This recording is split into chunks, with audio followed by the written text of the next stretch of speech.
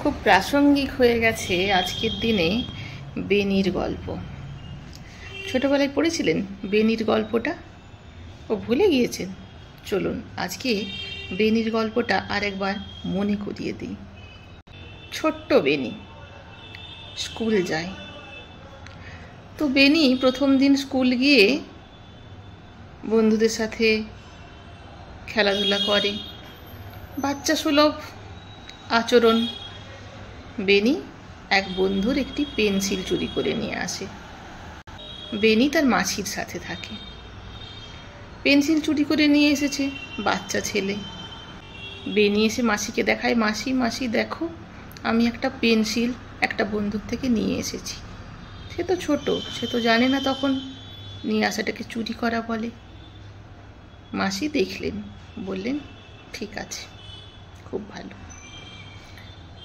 কয়েকদিন পর বেনি আরেকটি বন্ধুর পেন্সিল চুরি করে নিয়ে আসে, মাসিকে দেখায়। মাসি সেদিনও কিছু বলে না। তারপরে থেকে বেনি কোনো বন্ধুর খাতা, কোনো বন্ধুর বই চুরি করে নিয়ে আসে। মাসি কিন্তু কিছুই বলে না, তাকে বলেও না এটাকে চুরি করা বলে। এই করতে করতে বেনি বড় হলো, বেনি চোর হলো। এখন সে পেশাদার চোর, জেনে শুনেই সে করে, এটা এখন তার পেশা। কয়েকবার বেনি ধরা পড়ে, আবার ছাড়া পায়। বেনি ফিরে এসে আবার চুরি করে। এখন কিন্তু বেনি মস্ত বড় ডাকাত, এবং ডাকাতি করতে গিয়ে বেনি ধরা পড়ে। এবার বেনির বিচার হয় এবং গুরুতর অপরাধের জন্য বেনির ফাঁসির আদেশ হয়। বেনির ফাঁসির আদেশ হয়েছে। যথারীতি ফাঁসির দিন আসলো। আসামিকে জানতে চাওয়া হলো তার শেষ ইচ্ছে কি। আসামি বলল, আমি আমার মাসির সাথে একবার দেখা করতে চাই, কথা বলতে চাই। মাসি কাঁদতে কাঁদতে আসলো। বেনি মাসিকে বলল, মাসি সামনে এসো, তোমার কানে কানে একটা কথা বলবো। মাসি কাঁদতে কাঁদতে সামনে আসলো।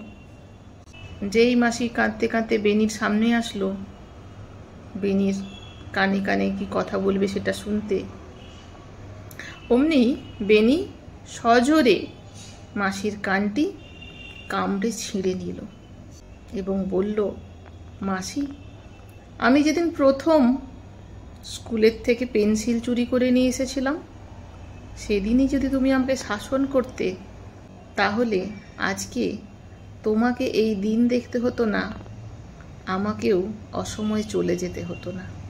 গল্পটি ছোটবেলায় কে কে পড়েছেন অবশ্যই কমেন্ট করবেন। ধন্যবাদ। ভালো থাকুন সবাই।